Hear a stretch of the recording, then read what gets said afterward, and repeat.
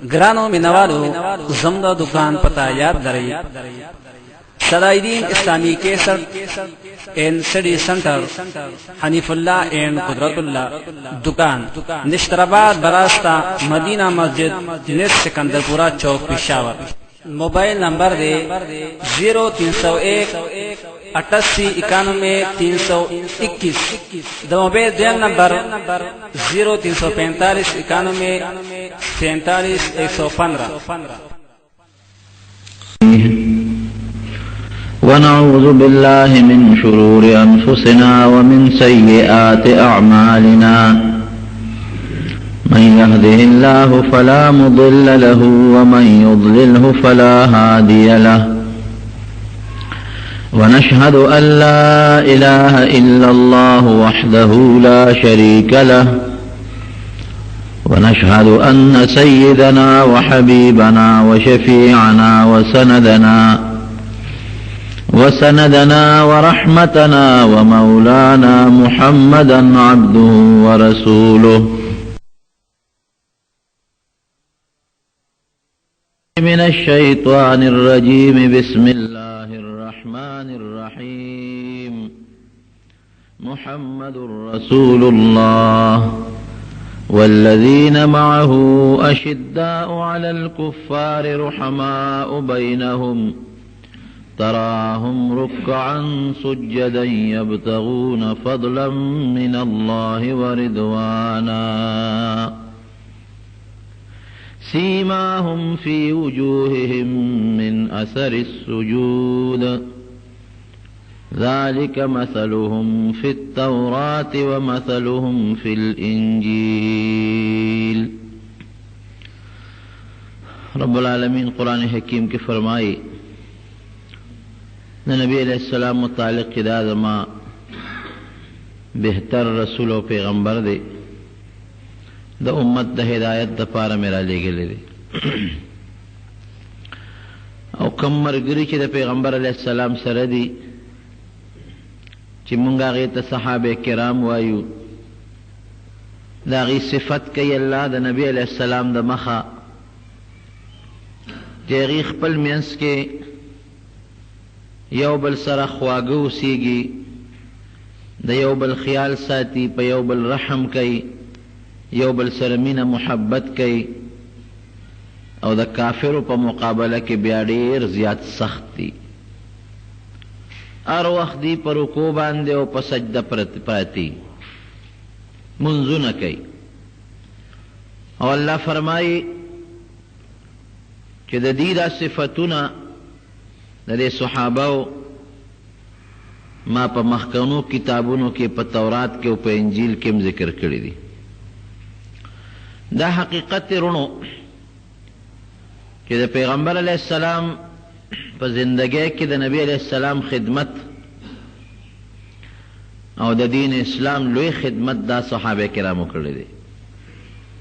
منگتا چی دا دین او دا اسلام او دا قرآن او دا پیغمبر علیہ السلام دا مبارک احادیث را رسیدلی دی دام دا دا پاک و خلق و صحابہ پا برکت او دیر لوی محنت دیر لوی مشقت دیر زیاد تکلیفون دوی برداشت کردی دی ہر یو صحابی پا خپل زیدہ ہدایت ستور اور رڼا دا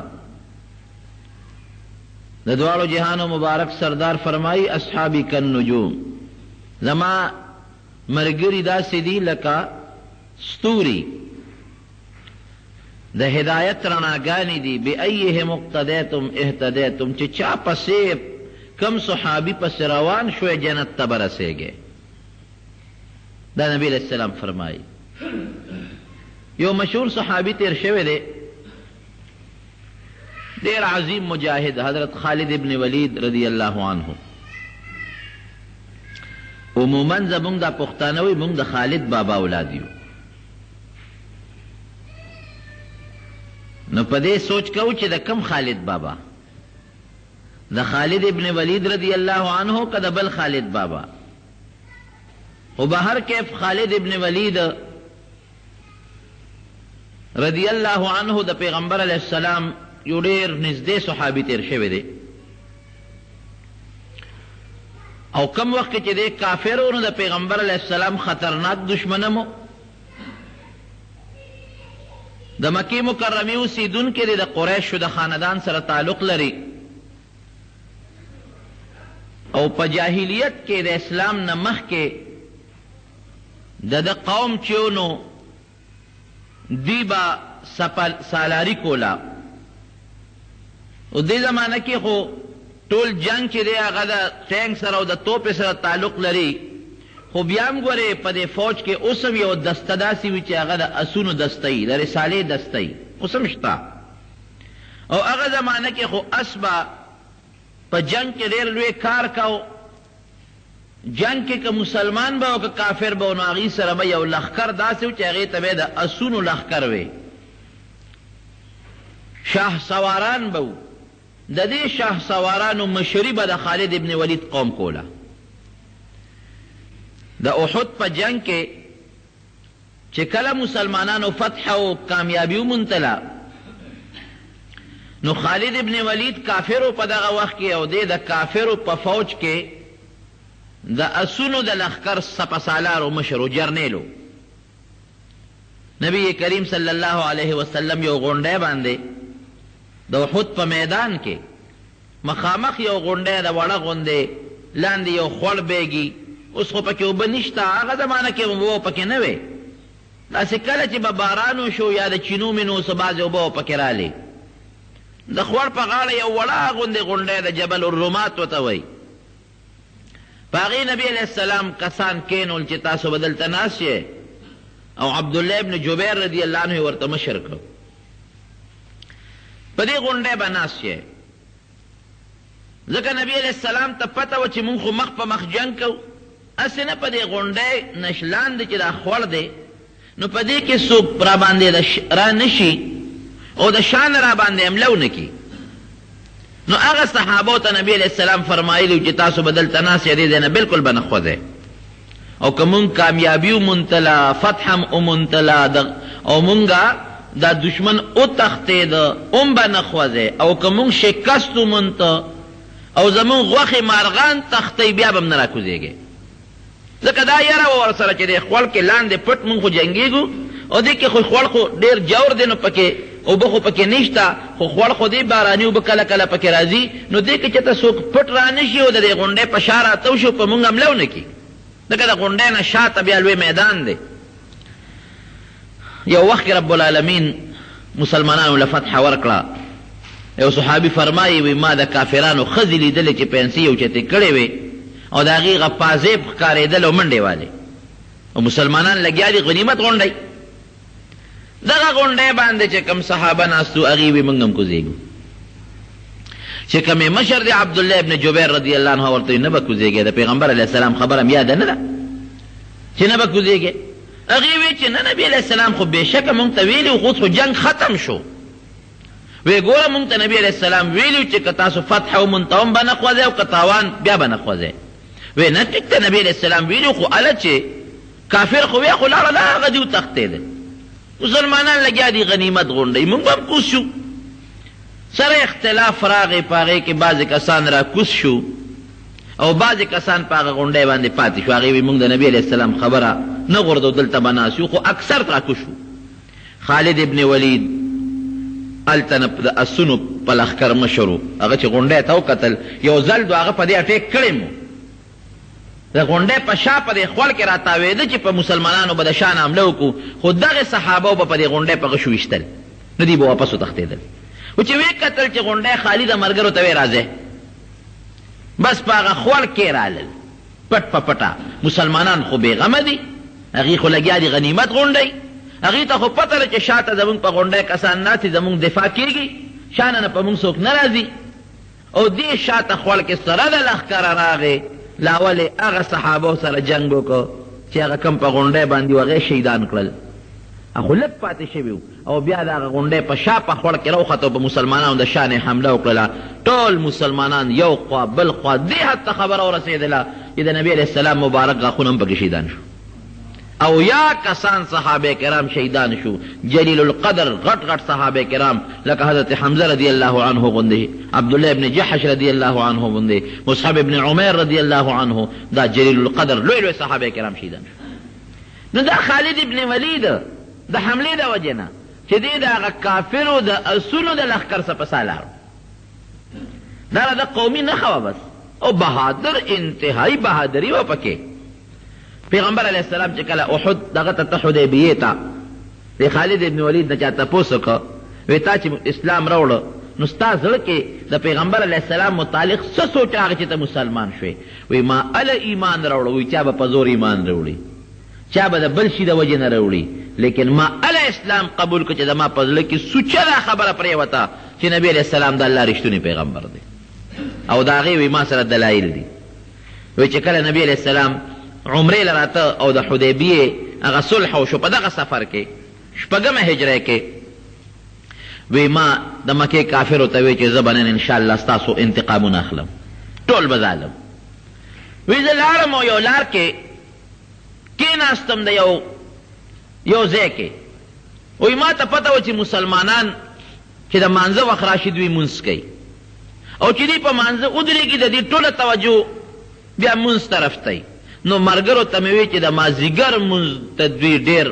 په دروند نظر مسلمانان ګوري. واقعي نبی علیہ السلام فرمایي قرآن حکیم کې الله فرمایي حافظوا علی الصلوات والصلاة الوسطى، منځونه خو ټولو کې خو ګورې د مازدیګر مونځ چې نه پاتې نشي، دا ډېر اهم مونځ دی د مازدیګر مونځ. دا د انسان د کار وخت دی، څوک د کار نه ستړي وي، څوک په کار کې مشغول وي، نو چې دې وخت کې خپل کار روزګار پرېږدي او الله ته ودرېږي نو الله پرې ډېر خوشحالېږي. د مازدیګر مونځ دا ډېر زیات اهمیت لري. یو حدیث کې دا هم راځي چې زمونږ او د کافرو، زمونږ او د منافقینو په منځ کې فرق د سهار مونځ دی. بل روایت کې دا راځي چې زمونږ او د منافقینو په منځ کې فرق د مازدیګر مونځ دی. نو د مازدیګر مونځ دا ډېر اهم دی. اکثر زمونږ د زمیندار ورونو نه پاتې شي، د کار وخت وي زه یې روي ماښام مونځ چې وکړم د هغې نه پس بیا قضا وکړم، دا ګوره ډېره لویه ګناه ده، ډېره لویه ګناه ده. نو عموما د مازدیګر مونځ په خپل ټیم کول چې وختي سړی د مازدیګر مونځ کوي په خپل ټیم باندې، دا ډېر بې فضیلت لري. بهر کیف دته پته وه چې مسلمانان خو د مازدیګر مونځ به کوي، توجه خو دې مونځ ته نو چې په مانځه ودرېږي او دوی په رکوع په سجده شي موږ ناګهاني حمله وکړو ټول مسلمانان به ختم کړو. دا سونو لوی لښکر دی او مشر بیا خالد ابن ولید دی. وی چې موږ یو ځای کې اندازه غشتله، وی چې مې وکتل نو پیغمبر علیه السلام د مونځ طریقه بدله کړه. عصفان مقام دی دا، د مونځ طریقې بدله کړه. صلات خوف ورته وی قرآن کې الله مونږ ته ښولی دی. اوس خو ضرورت نه پیښېږي نو څوک یې نه کوي، خو ضرورت و د هغې به یې داسې طریقه کوله چې په سفر کې عموما خلک 2 رکعته کوي د سفر مونځ. نو نیم قوم به کافر ته مخامخ ودرو، تاسو کافرو ته ودرېږئ څوک حمله ونه کړي. نیم قوم به نبي علیه السلام ځان پسې مانځه ته ودرو. قرآن کې الله هم داسې وایي. نو چې دې نیم قوم ته پیغمبر علیه السلام 1 رکعت مونځ وکړه نو دوی به لاړه د کافرو ته مخامخ به ودرېدل. هغه نیم چې کافرو ته به ولاړو ابه راغی نو پیغمبر علیه السلام به هغوی ته 2 رکعت وکړه. د نبی علیه السلام به 2 رکعته پوره شو، سلام به یې وګرځاو. دې قوم به خپل 1 رکعت پوره کړ او بیا هغه قوم چې هغه لومبی رکعت به نبی علیه السلام سره کړی و هغوی به رالل، هغوی به خپل 1 رکعت پوره کړ. نیمو به څوکۍ کوله د دشمن او نیمو به پیغمبر علیه السلام پسې مونځ کو. دا د صلات خوف طریقه الله قرآن کې نازله کړه. نبی علیہ السلام الله پوی کړ چې کافر دی ګورې په انتظار دی او که په سجده پرېوتې در باندې حمله کوي. په دې طریقه صحابو ته وایي چې مونځ وکړئ. ګوره مونځ دونه اهمیت لري. دی نه وي چې ورېږه مونځ قضا کې بیا به یې کوو، نه نه نه، مونځ کول خو پکار دی. او هر یو صحابي وي چې زه ځان لمونځ نه کوم نبي علیه السلام پسې کوم. یعنې داسې کېدی شوه چې نیمو ته نبي علیه السلام جمع کړی وې او نیمو ځان لمونځ کړی وې. نه، ځان لمونځ ثواب کم دی، د جمع د مونځ ثواب زیات دی. داسې ونه کړه چې تاسو به ځان لمونځ وکئ موږ به جمع وکړو تاسو زموږ څوکۍ کوئ. نه، نیم مونځ به ما پسې تاسو وکئ بیا به څوکۍ وکئ، بیا به هغه نور راشي نیم به ما پسې وکړي نو هغوی به هم خپل پوره کړي او هغه یو چې تللی دی او تاسو هم 1 رکعت چې در نه فوت شوی دی پوره کړئ. د دواړو به د جمع مونځ نبي علیه السلام پسې وشي. دا د مونځ اهمیت دی. ګورئ وی چې مې وکتل داسې چې حمله کوو اوس نیم خلک صحابه مونږ ته ولاړ دي چې بیا مو قتل هغه نیم لاړل نبی علیہ السلام پسې منځ وکړو چې هغه لومبو کم یو رکعت کړو ارال الله ته ودرېدل وی ما وی چې دا د خدای رښتونی پیغمبر معلومیږي چې زمونږ پړه کې د حملې اراده وه نو الله ورته د مونځ چلو خو چې داسې طریقه باندې مونځ وکړه هم به څوکۍ شي هم به مونځ شي وی ملګرو ته مې چې راځئ خوند یې ونه کړ وی بل دی یو لاره را روانه وه او په هغې لار کې د یو غونډۍ لاندې مونږ ورته کېناستو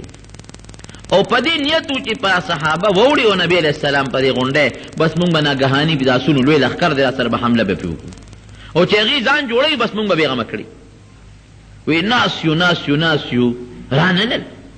هلکه څه چلو شو وی چې پته مو لګېدله نو پیغمبر علیه السلام هغه لار پرېښې وه او بله لار باندې روان شوی و وی ما وی چې ګوره سمه لار یې پرېښوده په بله لار معلومیږي دا چې دا رښتونی پیغمبر زموږ د ارادې نه الله خبر کړی دی حدیبیې ته چې ورسېده وی مونږ بیا تاویدو د خپل لښکر سره مونږ وی چې موقع ګورو حمله پې کوو وی دې کې را باندې د پیغمبر علیه السلام ناګهاني لښکر راغی ټول یې ونیولو ګیر یې کړو ځان تو شو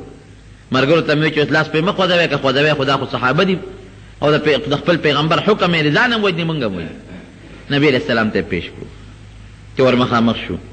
نبی علیہ السلام مبارک راته وفرمایل چې ګور یو ځل تاسو اراده وکړه ما ته الله اطلاع راکړه نو ما مونځ طریقه بدله کړه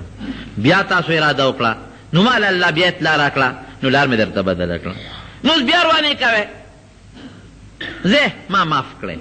وی ټول یې مو خوشي کړو معافي کړو وی زما زړه کې دا خبره راله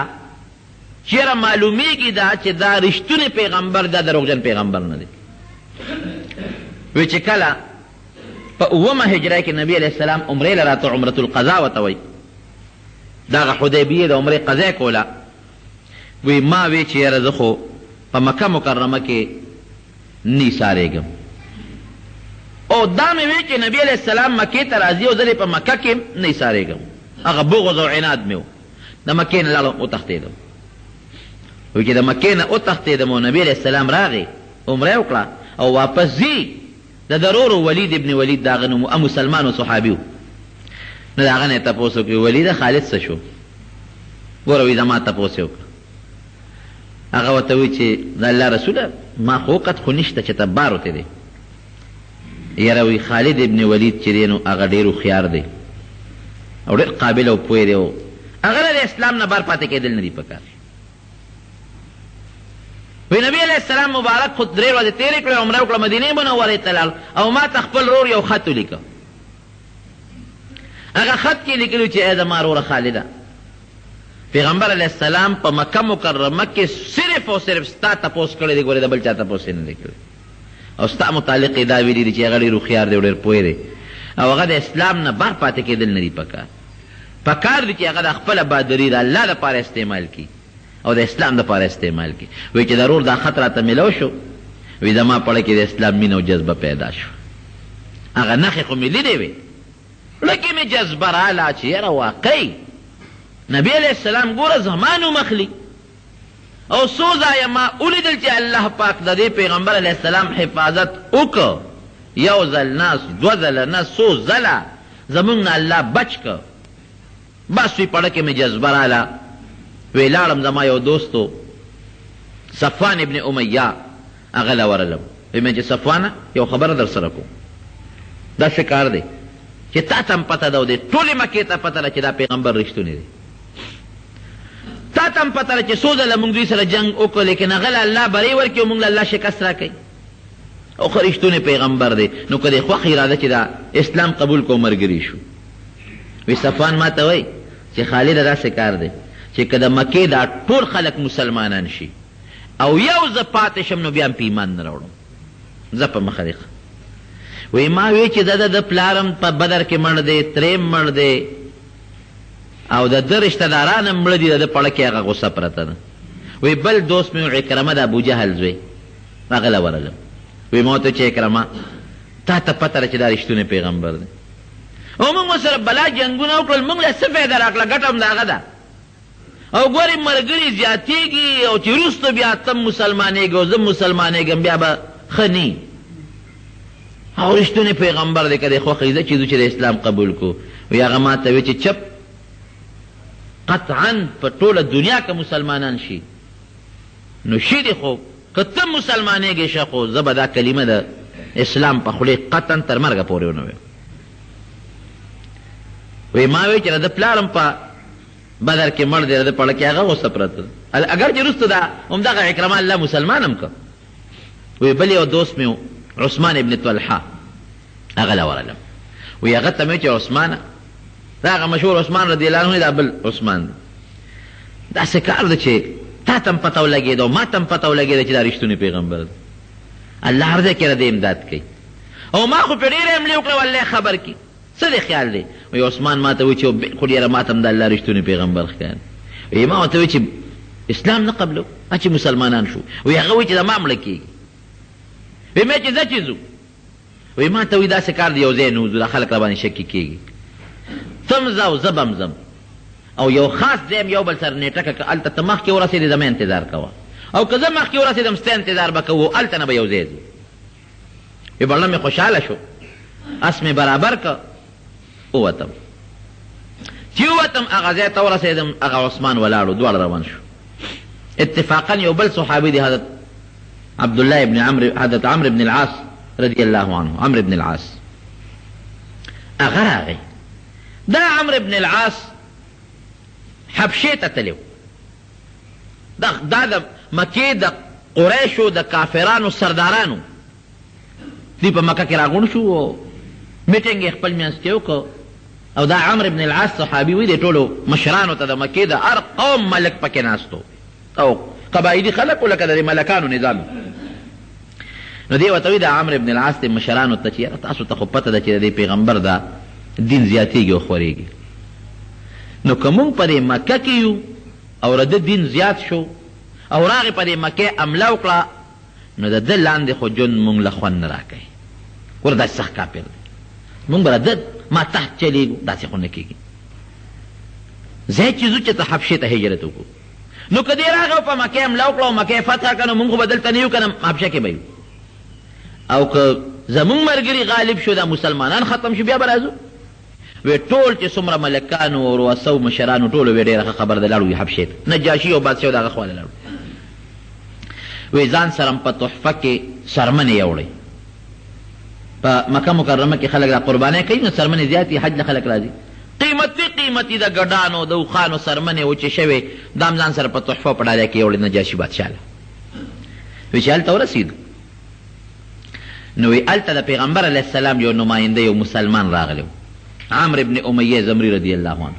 استاد یو د نبی علیه السلام. وی ما دې ملګرو ته وی چې یو چل نه کوو اچرې بادشاه ته ووایو او دا صحابي ته وغواړو دې مړ کړو ړه خو به هم لږ یخ شي قریش به هم خوشحاله شي. وی چې ډېره ښه ده. وی چې لاړو نجاشي بادشاه له نو هغه ته به خلکو سجده کوله نو ما ورته سجده وکړه. نو چې پاسېدم ما ورته چې زه خو د قریشو د مکې نه راغلی یم او وی چې څه دې راوړي دي په تحفه کې مې چې صاحب ډېره قیمتي څرمنې مې راوړي دي. وی ډېره ښه ده هغه څرمنې مې ورته پېښ کړې. وی ما ورته چې صاحب یو سوال درنه کوم. وی وایه څه وی؟ وی مې چې د یو سړی استاره د مجلس نه ووته او زمونږ د دشمن استازی دی نو که دا سړی دې راکه او مونږ مړ که نو زمونږ به پرې دا خوا یخه شي. وی چې دا خبره مې وکړه نو هغه نجاشي بادشاه لاس اوچت کړ دې پوزې یې راس خلاص کړ. ډېر غوسه شو مخ یې تک سور شو. وی ما وی چې دا بادشاه خو ډېر سخت غوسه شو. وی فورا مې ورته سجده وکړه.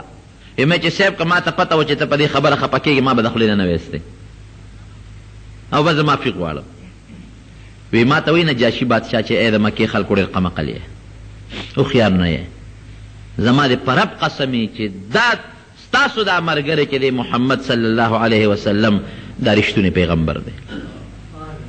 دله هغه فرشته راځي چې کومه به زمونږ موسی علیه السلام له راتله او بدبختو لر شه ایمان پرې راوړی کامیابي په دې کې چې تاسو په هغه ایمان راوړی. وی ما وی چې ښه وی او وی مې چې لاس را دې خوا که زه خو ستا په لاس هغه سره بیعت کوم. وی لاس مې ور مخکې که او هغه نجاشي بادشاه له مې لاس ورکړه چې ما د نبي علیه السلام سره بیعت دی. وی ملګري مې په ځای پرېښودل راغلم مکې مکرمې ته. یا خو تللی و چې اسنه نبی علیه السلام مکه فتح کړي نو زه به د هغه لاندې ژوند تېروم او یا الله یې اسلام په اړه کې واچوم. نو چې دې په لاره ته نو دا خالد ابن ولید او عثمان دواړه ورسره میلو شو. هلکه عمره څه کې وی رښتیا راته ویم وی څه خو به راته وایې نه وی نه امن دی وی او یاره ویړه کې مې اسلام پروت دی زه خو نبي علیه السلام نه زه مسلمانېږم وی موږ خو هم په دې اراده یو. درې واړه لاړل مدینې منورې مدینې شریفې ته ورسېدل. نبي کریم صلی الله علیه وسلم چا خبر کړی چې د الله رسول درې واړه د مکې مکرمې سردارانو را روان دي او د اسلام په نیت را روان دي. د دواړو جهانو سردار مبارک ډېر زیات خوشحاله او د ده ورور ولید هغې وله مخې له ولېږه چې شا بیا ورشه. خالد ابن ولید وایي چې ما د مدینې منورې نه بعد ولمبل جامې مې خشته ښکلې بدلې کړې او چې را روان شوم نو ورور مې راله مخې له راغی او راته وایي چې مبارک د شاه هله شاه به نبي علیه السلام هم ستاسو په انتظار جومات کې ناست دی او ډېر زیات خوشحاله دی. وایي چې ما را منډه کړې وی نبی علیہ السلام مبارک راله راپاسېد. قسم په الله وی هغه ورځ مې یېره نه ده په زندګۍ کې او په ژوند کې هغه ورځ زما یېره نه ده چې د دواړو جهانو سردار مبارک ودرېد په هغه خپل ځای باندې او د هغه مخ چې کوم رڼا وکړه او کومه سرخي پکې پیدا شوه او د خوشحالۍ په سترګو مبارکو کې اوښکې وبهېدلې. مونږ یې درې واړه ځان ته رانږدې کړو. لاول عمرو بن العاص اسلام قبول کو بیا ما قبول کو بیا عثمان قبول کو او مونږ له اسلام زیری راکړه او ما ورته وویې چې د الله رسوله ما خو ډېر جنګونه کړي دي او ډېر مسلمانان صحابه مې وجلي دي د دنیا مې د لاسه مړه دي ما له د الله په دربار کې بخښنه غواړه. وی نبي علیه السلام مبارک لاس اوچت کړي چې یا الله دې خالد چې څومره د اسلام نه مخکې ګناهونه کړي دي او زیاتي یې کړي دي پروردګاره زه وله سفارش کوم الله ته ورته معافي نصیبه کړي او الله ته اسلام په سچه په رښتونې پروردګاره قبول کړي. هغه د ما ملګری ورته وایي عمرو بن العاص چې زه به هله ایمان راوړم چې الله زما مخکې وروستو ګناهونه وبخي. وی ای عمره اسلام یهدم ما کان قبله د هغې نه مخکې چې څومره ګناهونه دي کړي خو چې مسلماني دې قبوله کړه او اسلام دې راوړه ټول ګناهونه درته الله معاف کوي. مسلمان شو رب العالمین مسلمان. هغه ملګري راغی مکې مکرمې ته بیا دوباره او دی وایي چې بس ما یو ځل هجرت وکړو زه به د پیغمبر علیه السلام د خوا نه د مدینې منورې نه ډوخوځم نه. عظیم الشان مجاهد ته جوړ شو جناب داسې مجاهد چې تقریبا 1.5 غزاګانو کې شرکت کړی دی او داسې شرکت نه په هر جهاد کې په هر جنگ کې د مسلمانانو جرنیل به لومبی جنگ غزوه موته کې کړی دی. نبی علیہ السلام دې په جنگ کې ولېږه او مقابله د روم د بادشاه د یو والی سره وه د غسان د بادشاه سره او ډېر په زرګونو فوج و د هغه او مسلمانان 3 زره لاړل. نبی علیہ السلام وفرمایل وی لومبی جنډه به زید ابن حارثه سره که دې شهید شو نو بیا به جنډه جعفر سره د علي صاحب ورور او که هغه شهید شو نو بیا به جنډه د عبدالله ابن رواحه سره او که دیم شهید شو نو چې کم صحابي جنډه اوچته کړه بس هغه سره دي. یو صحابي فرمایو چې دا خبره وکړه مې چې دا 3 واړه خو شهیدان کېږي ځکه چې نبي هم وفرمایل چې هغه شهید شو د سره وی که دې شهید شو د سره وی که دې شهید شو بس وی پوه شوم چې دا 3 واړه خو شهیدان کېږي اوس خولې مبارکې نه چې وختل شهیدان کېږي. جناب جنگ وی ډېر سخت ګرم شو چې ګرم شو نو زید ابن حارثه رضی الله عنه سره جنډه وه هغه ولګېد په توره باندې شهید شو نو فورا حضرت جعفر ورمنډه کړې هغه جنډه په لاس کې ونیوله. د مسلمانانو امیر چې به هغه به جنگ کې مخکې جنګېده وی یو کافر پرې راټوپ کړو د ښې لاس یې ولوه دی ته پرې کړه نو ده په دې ګس لاس جنډه ونیوله نو هغه پرې په شرق ګزار وکړه دا ګس یې ته ووو نو په دې غیږ کې په دې خانګو کې جنډه راټینګه کړه سپینه جنډه وه د مسلمانانو چې دا ونه غورځېږي نو چې هغه پرې غزار وکړه دی شهید کېده نو عبدالله ابن رواحه ورمنډه کړې جنډه هغه اوچته کړه ځمکې ته یې پرې نه ښوده نو بل کافر په هغه راغوټه شو هغه شهید شو چې هغه شهید شو نو خالد ابن ولید ورمنډه کړه د جنډه اوچته کړه. نبی کریم صلی الله علیه وسلم په مدینه منوره کې په خپل محراب کې ناست دی او صحابه ورسره ناست دي او دا خو د میاشتو په مزل لرې سفر ته تللي دي همدغه ټیم کې د دواړو جهانو سردار مبارک په سترګو نه اوښکې روانې شوې. صحابه خو پوه شو چې څه چل دی الله رسوله څه چل دی وی ما ته الله د غزوې موتې واقع را مخکې کړه داسې راته وښوله صاحب څنګه دي صحابه کرام. نبي اسلام وفرمایل وی زید ابن حارثه شهید شو ما ته الله وښو نو جنډه جعفر ونیوله جعفر هم شهید شو نو جنډه عبدالله ابن رواحه ونیوله عبدالله ابن رواحه هم شهید شو نو جنډه د الله د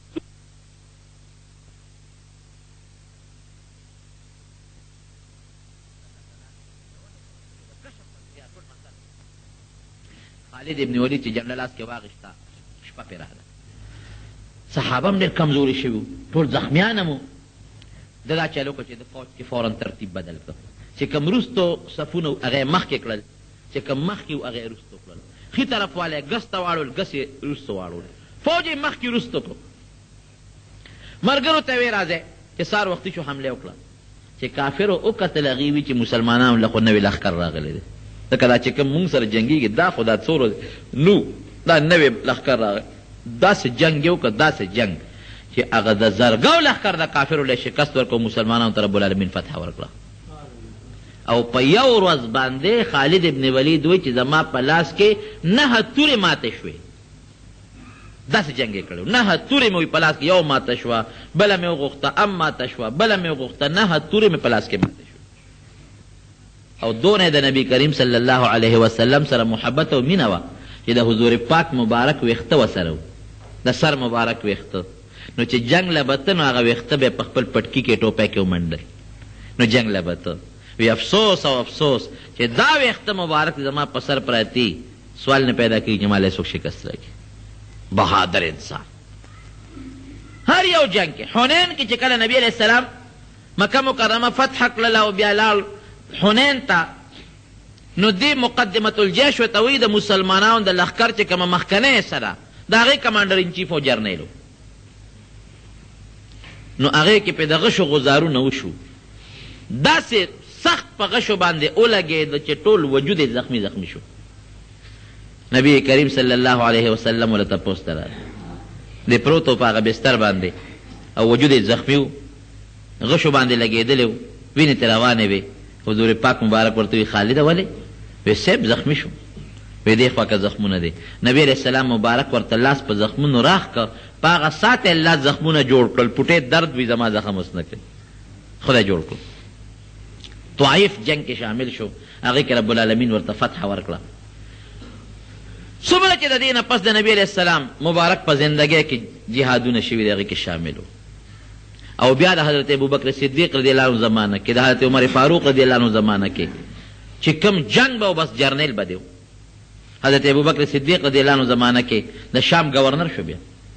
د شام گورنر و د حضرت عمر فاروق رضی الله عنه په زمانه کې هم د شام گورنر و او داسې عجیبه انسان و که نه دومره بهادر و چې عمر فاروق رضی الله عنه راغی ابوبکر صدیق ته و چې دا سړی د ګورنرۍ نه لر کړه وی ولې وی ډېر ستا خبره نه مني خو ځان له یو فوجي جرنیل و که نه هغه خپل بس دا یو مسله وه د ده په ذهن کې چې بس ده به خپله خوښه به یې کوله د مسلمانانو د خلیفه خوښه به یې هم نه کوله بس جهاد له به ته که دي به ورته داسې مه کوه بس په دې کې د چا نه منله ابوبکر صدیق ورته وایي عمر ته وی عمر ټیک ده چې خالد زما نه مني خو یاره پرېږې ده یو ډېر لوی جرنیل دی او د ده د ژوند دا ریکارډ دی ریکارډ چې په کوم جنگ کې د شرکت کړی دی د مسلمانانو په جهاد کې هغې جنگ شکست نه دی موندی دې چې ته تښتېدلی نه دی او نه یې ملګري تښتېدلی دي پرېږې ده وه یاره اوس تا خبره نه مني که نه نو دې ورته وایي ابوبکر صدیق وی خالد ته نبی علیه السلام توره ویلې ده توره او کولو توره د تیکې نه بار توره یې ورته ویلې ده نو د هغه توره چې پیغمبر علیه السلام د تیکې نه بار راوښکې ده عمر هغه را باندې واپس تیکې ته مه درنه کوه بس بار ښه ده همدغه گورنر ښه دی چې د عمر فاروق رضی الله عنه زمانه راله د ده په دور کې هم گورنر و خو ده به خپله خوښه کوله نو یو ځل یو صحابي له 10,000 درهمه په انعام کې ورکړل حضرت عمر فاروق رضی الله عنه ته اطلاع راورسېدله نو فورا یې ملګري راغونډ کړو بس خالد د دې ګورنرۍ نه لر کوم وی ولې وی اخر دا 10,000 روپۍ چې ده ورکړې صحابي له ولې ورکړې که دا د مسلمانانو د مال نه ورکړي نو دی هم ښه نه دي کړه خیانت یې وکړو او که د خپل مال نه یې ورکړي نو بیا مې اسراف کړی دی ولې ورکوي بد لر کومې او زما خبره هم نه مني زه ورته یو څه یم دی بل څه کوي نو ابو عبیده ابن جراح رضی الله عنه ته اطلاع ولېږله وی بس تاله مې اطلاع در ولېږله ته د شام گورنر شوې او خالد چې دی نو فورا چې اطلاع در ورسېږي په دغه ساعت دی د گورنرۍ نه معزول کړه نو که بل سړی وي که نه نو ممکن ده چې لا مقابلې ته ودرېدلی وي او حضرت عمر فاروق رضی الله عنه زړه کې یو بله خبره هم وه وی په خلکو کې دا یو پراپیګنډ هم ده چې دا څومره فتح کېږي نو دا ټول د خالد د برکته کېږي. دې زه د ګورنرۍ نه لر کوم چې خلکو ته دا وښیمه چې دا څومره فتح کېږي دا د مسلمانۍ د طاقت ته وجه نه کېږي که خالد جمدي وي او که مړي دا فتح به کېږي. دا مې دړه ارمان دی. نو دې میدان جنګ کې ولاړو میدان جنګ کې ولاړو چې ابو عبیده ابن الجراح رضی الله عنه راغی وی د عمر را لېږلې څه حکم دی وی تا چې د صحابي دا 10,000 روپۍ ورکړي دي دا د خپل مال ورکړی دی که د مسلمانانو وی دا مې خپل ورکړی دی. نو عمر خو چې د اسراف دی ولې کړی دی وی زما په مال او زما په پیسو ورکولو زه ښه پوهېږم عمر پېښ او خپل مال یې پېښه زما مال سره د عمر څه کار دی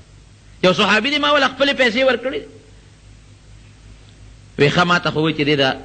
ګورنرۍ نه معزول کا ډېره ښه خبره ده چې معزولۍ مې ډېره ښه خبره ده. نو یو خاص ټوپۍ به د ګورنر په سر وه هغه ټوپۍ ته دې لرې کړه وی دا ټوپۍ راکړه مال ها دا ټوپۍ واله پټکې راواغې د سر نه یې ته وکړه نو څه وایي وی الحمدلله هغه ګورنر چې لر شو وی الحمدلله وی اوسه پورې جنګېدم د مسلمانانو مخکې به جنګېدم اوس چې جنګېږم د یو سپی په حیثیت به جنګېږم مخکې به د جرنیل په حیثیت جنګېدم اوس به د سپی په حیثیت جنګېږم خو جنګ نه مې څوک نشي وښکې. بیا ډېره موده پس راغی مدینې منورې ته چې مدینې منورې ته راغی نو د عمر فاروق رضی الله عنه سره ملاقات شو. حضرت عمر فاروق رضی الله عنه ورته وایي چې ګورې خالده مونږ خو د ګورنرۍ نه لرې کړې خو په دې خیال نه چې په تام څه شک و یا د خیانت شک مو در باندې خو زه دې قوم دې دنیا ته دا ښیم چې ګورې که خالد یا بل صحابي جمدي وي او کني دا فتح او دا نصرت د الله په اختیار کړي دا به الله مسلمان له ورکوي. نو دی بیا په مدینه منوره کې د هغې نه پس هم ډېر جهادونه کړي دي. نو اخره کې چې دی کله مړ کېده که نه نو ده به جړل یو ځل په بستره باندې پروت دی بیمار دی او جاړي چا ورته وی خالده ولې جاړې وی جاړم په دې چې ساره نه په خپل کټ کې خیږي په دې جاړم نو ولې ته په دې خپې وی او په دې خپې افسوس دا دی چې د ما نه دا سا د جهاد په میدان کې وته وي ډېر جهادونه مې وکړل واقعي د 2.5 نه زیات جهادونه لیکن خپه په دې چې میدان جنگ کې او د جهاد په میدان کې مې د سا د وتو نصیب نه په خپل کټ کې را نه ساخېږي او یو د وجود کې 2 ګوتې ځای داسې نو چې په هغې د غشي یا د نیزې یا د تورې داغ نه 2 ګوتې ځای پکې داسې نو ټول وجود یې زخمي و. د نبی کریم صلی الله علیه وسلم چې د سره کوم محبت و یو ځل حضرت عمر فاروق رضی الله عنه لیږلی و وی لاړ چې له صحابو نه زکات راغونډ که راغی وی صاحب 3 کسو زکات رانه که باقي ټولو راکړه و یو ستا تره حضرت عباس رانه که دویم خالد ابن ولید رانه که او دریم ابن جمیل یو صحابي دی هغه رانه که. نبی علیہ السلام او فرمایل وی د عباس زکات په ما دی ابه زه در کوم دوچن به در کوم ځکه چې نبی علیہ السلام د هغه نه د 2 کالو زکات پیشکې اخیستی او د خالد غریب نه تاسو څه غواړئ د هغه نه زکات مه غواړئ د هغه خو چې څومره مال دی او سامان دی ټول جهاد ته وقف کړی دی هغه سره دې څه چې تاسو ته زکات غواړئ.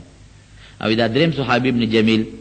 دې خو ډېر زیاتې او ظلم کوي الله مالدار کړي دې زکات نه ورکوي دا خو زیاتې کوي. نو ګوره وی خالد ابن ولید چې څومره سامان دی که اس دی که توره ده که زغره ده که نور څه دي وی ټول جهاد کې د الله په نوم وقف کړي دي نو غواړئ ته څه دا ډېر عظیم المرتبه ډېر عظیم مجاهد او دا نبی علیہ السلام ډېر نږدې ملګری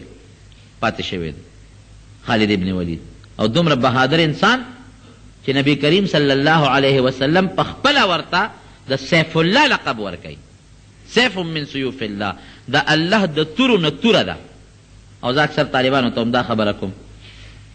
دویم دې په خپل کټ پوزي کې ولې مړ شو دې میدان جنګ کې ولې شهید نه شو د هغه خدا خوښه وه چې د میدان جنګ کې شهید شم او د 100 نه زیات جهادونه یې مو کړل دا ولې زم نبی علیہ السلام مبارک و د توره ویلې د توره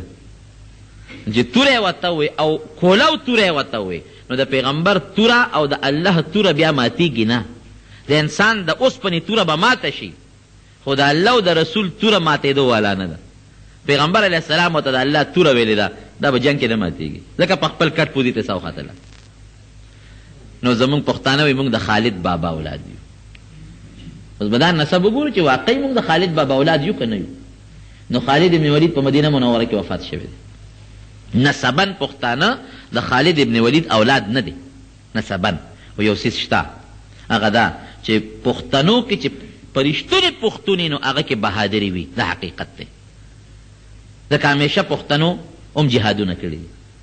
په دې وطن کې پښتنو جهادونه کړي دي. محمود غزنوي رحمت الله علیه چې په دې علاقه راغی نو د پښتنو یې مرسته کړې دي، ورسره جنګ کړی دی، جهاد یې کړی دی. د سیکانو په مقابله کې دې پښتنو جهادونه کړي دي. په تحریک آزادۍ کې چې کوم وخت انګریز د دې وطن شړنه شړلې شوی دی نو پښتنو پوره جهادونه کړي. زموږ علماو ستاسو پښتنو مشرانو ټولو په شریکه ښه مضبوط جهاد کړی دی. باباجي صاحب رحمت الله علیه ته وګورئ کوم ځای کې پروت دی. دا خو د انګریز د جهاد د وجې نه مومندو ته تللی دی، په مومندو کې د هغه قبر دی. او باباجي صاحب رحمت الله علیه سره چې کوم خلک وو هغه هم ټول پښتانه مجاهدین. دا چې تاسو وینئ ځای په ځای د اوږده اوږده قبرونه چې ته ښکاري، دا غټ غټ قبرونه، نو دا غټ غټ قبرونه دا نه چې دا پکې یو سړی ښخ دی. دا چې د جهاد کې مرګري جهاد کې چې د مسلمانان شهیدان شوي نو هغې له بیا یو قبر ایستي یا په یو ځای ښخ کړي وي نو په هغې باندې یو اوږد سلی جوړ کړي، نو دا ځکه دا یو قبر ته جوړ شوي وي. دا نیموړی بابا تاسو تاریخ وګورئ، نو دا د محمود غزنوي ملګری رحمه الله، دا هغه زمانه کې راغلی دي، دلته جهاد کړی دی. او بیا دغه ځای کې سره د ملګرو شهید شوي دي، نو دا ځای کې قبر دی ورسره ملګري هم دي. نو پښتنو په هر میدان کې د حقیقت دی د باطل مقابله کړې ده. انګریز که خدای پاک ایستی دی، دا بېله خبره چې نوم پکې د بل او د بل کېږي. زه اکثر دا خبره کوم، وی پلانکي د پاکستان د آزادۍ تجویز پیش کو او پلانکي پکې خوب ولید او ملک آزاد شو. مې دا جوړ په خوبونه آزادېده، په خوب ملک آزادېږي یا په سوچ وی دی فلانکي سوچ پیش کو. زه خو به زرګونه سوچونه پیش کړم نو زما په سوچ خو ملک نه آزادېږي. تاسو تپوس وکړئ زموږ مشران وګورئ، شیخ الهند صاحب رحمت الله علیه، مولانا حسین احمد مدني رحمت الله علیه، عبید الله سندي رحمت الله علیه، دا تاریخ ته د علما وګورئ، قسم په الله چې حیران بشئ. یو مورخ لیکي، یو انګریز مورخ، وی دغه زمانه کې زه روان یم، وی په هندوستان کې دلین روان یم، وی یو اونې پورې د یو عالم وجود تړلی شوی دی او شهید پروت دی. او دا علما به صاحبه د خنزیر او د سور په سرمن کې بند کړل او ټکونه به تیر کړل او بټو ته به د اور بټو ته د چونې بټو ته به یې غورځول. د علماو او د پښتنو تاریخ ته د قربانونو ډک پروت دی. نو که څوک وایي چې پښتانه د خالد بابا اولاد دی، نو زه دا به نسبي نه، دا به روحاني اولاد دي.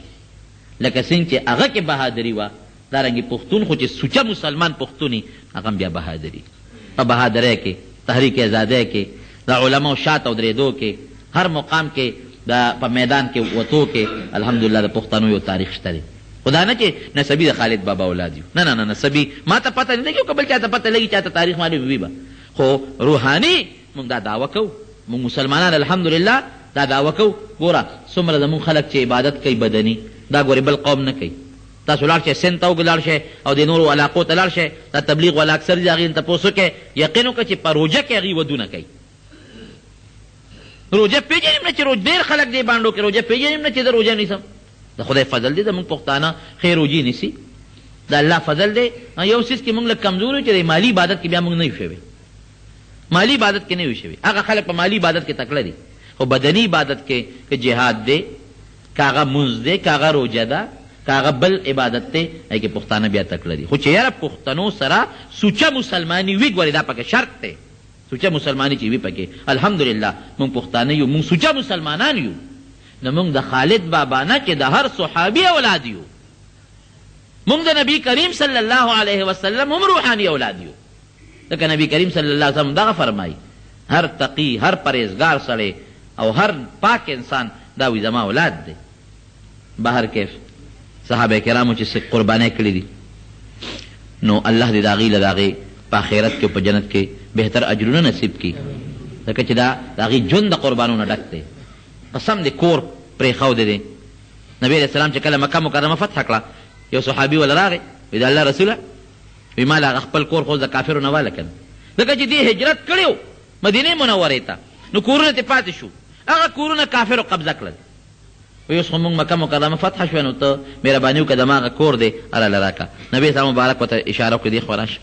غوږ کې ورته پټه خبره وکړه. صحابي روان شو، بس ټیک شو جي. صحابین چا تپوس وکړ وی حضور پاک مبارک درته څه وی وی ما ته وی چې د کم کور دی د الله په نوم پرېښی دی او هجرت ته کړی تپوس یې مه کوه مې چې بلکل یې نه کوم هغه کورونه بیا هغوی واپس رالل مکې مکرمې ته فتح یې کړه نبی علیه السلام مبارک وی چې کم کورونه هم د الله په نوم پرېښي دي بس پاتې نه یې غواړو نه یې غواړو اسم نشته کورونه پاتې ځمکې پاتې پیسې پاتې بچي قربان ځکه خو الله صفت کوي په قرآن کې والذین معه اشداء علی الکفار د کافرو مقابله کې سخت رحماء بینهم یو بل سره شیر و شکر رحماء بینهم افسوس دی نن زموږ مسلمان کافر پرېښی دی خپل منځ کې سره یو بل باندې سختی کوي یو بل سره ظلم کوي اخرت خو ير دی ځمکه خو ير چې ځمکې له بمزو تراهم رکعا سجدا یبتغون فضلا من الله ورضوانا پیغمبر ته ورته ګورئ هر وخت پر رکوع په سجده پرتي او د الله فضل د الله نه غواړي او دا مثال تورات کې د دې ذکر دی دا په انجیل کې ذکر دی نو صحابه بهتر مخلوق دی د الله د نبی علیہ السلام صحابه ځکه د حضور پاک ډېر لوی خدمت یې کړی د نبی علیہ السلام نه په دې سینو غشي تنبولي دي د نبی علیہ السلام مبارک نه په تورو باندې په خپلو سینو د تورې غزارونه تنبولي دي او دا زموږ دین خو چې موږ ته رسېدلی دی خو د هغې برکت دی الله دې موږ هم د هغې په نقش قدم روان کړي او پروردګار دې زموږ هم د دواړو جهانو خیر نصیب وګرځولي که یو سړی حج ته لاړ شي او په ده دلته قرباني واجب وي دی به دلته قرباني کوي او که نه به کوي د دې داسې مسله ده دا لږه اوږده خبره ده یو سړی چې حج له ځي نو دی چې دې ځای نه لاړ شي نو څوک مدینې منورې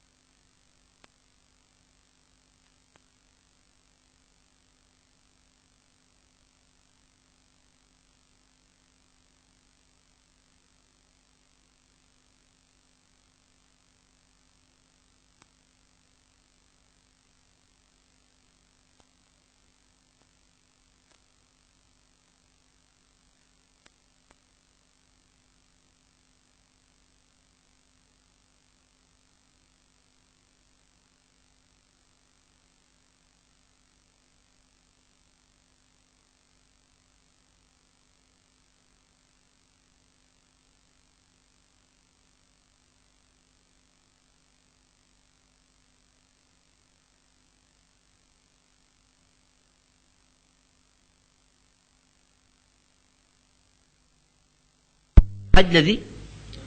نو دی چې دې ځای نه لاړ شي نو څوک مدینې منورې ته د حج نه مخکې ځي او څوک ترې وروسته ځي نو چې کوم سړی مدینې منورې ته د حج نه مخکې ځي نو د هغه دا قاعدې چې دې څنګه مکې مکرمې ته ورسېږي نو دې یو ورځ به تېرې کړي نو په درېیمه یا په څلورمه ورځ باندې دوی فورا لیږي مدینې منورې ته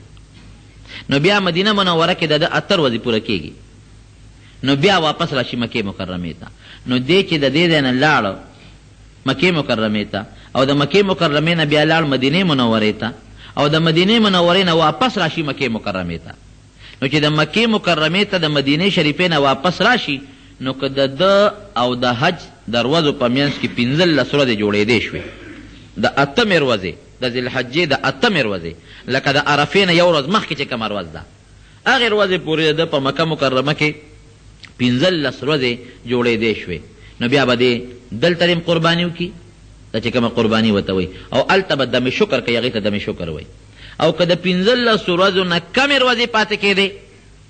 یا 14 راتلې یا 14 راتلې بیا دې مسافر دی بیا هلته کې هغه دم شکر پې شته او دا قرباني پې نشته کومه چې زموږ عامه قرباني ده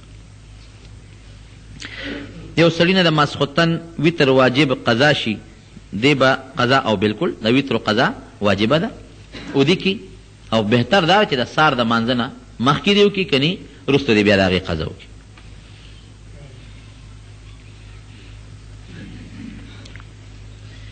په ګوړه کې رنګ او رنګولیټ او څه شی دی دا ملاوټ نو چې ته ورته په خپله ملاوټ وی نو زما نه ته له تپوس کې دا خپل ته ملاوټ وي رنگ وسره بدلیږي خلک په دوکه کېږي د 2000 ګوړه بیا په 2.5 خرڅېږي نو خبره نه ده کنه ملاوټ وته تا په خپل وي که چېرته بعضې خلک دا سوډه موډه ورته چې دې دپاره ما د زمیندارونو تپوس کړی دی چې دې سره وي خیرې روچتېږي د خیرې کار کوي یا مثلا داسې یو شی پکې واچي چې هغې سره خیرې روچتېږي خیرې ته غونډئ او په ګوړه کې څه رنګ کې فرق وغیره نه راولي بلکې ګوړه پې ښه کېږي نو خیر دی هغه او رنګ کاټ خو داسې یو شی دی چې هغې سره ګوړه هم خرابېږي وروسته بیا کینی ګوړه خرابېږي او ظاهر کې ورسره رنګ ښه شي په زیاتو پیسو خرڅه شي نو دا ښه خبره نه ده دعا وکړئ چې الله زمونږ د دواړو جهانو خیر نصیب کړي پروردګار هم د دواړو جهانو د شر نه وساتي الله هم د فتنو نه وساتي رب العالمین د ټولو مسلمانانو چې په ټول دنیا کې څومره مسلمانان دي الله د اتفاق او اتحاد نصیب کړي الله مجاهدین په هر ځمکه کې ته کامیاب کړي الله چې څومره مخالفین د دین او د شریعت دي ته ورته هدایت د اسلام نصیب کړي کاذلی بدبخت هدایت په قسمت کې نه په خپل قهر تباہ برباد کړي یا الله چې څومره مریضان دي کورونو کې هسپتالونو کې ته ول شفا ورکړي الله چې څومره قرضداران دي قرضونه خلاص کړي الله زموږ د حلال رزق نصیب کړي زموږ په دې کلي کې د غني کاکا ټبر وفات شو دعا وته کې چې الله مغفرت نصیب کړي نور څومره مردگان وفات الله ټول مغفرت نصیب کړي الله دې موږ ته زموږ کشرانو ته زموږ بچو ته د اسلام د هدایت زندگی نصیب وګرځولي او الله دې زموږ نه راضي شي وصلی الله تعالی علی خیر خلقه محمد. ګرانو محترمو اوریدونکو د شیخ الحدیث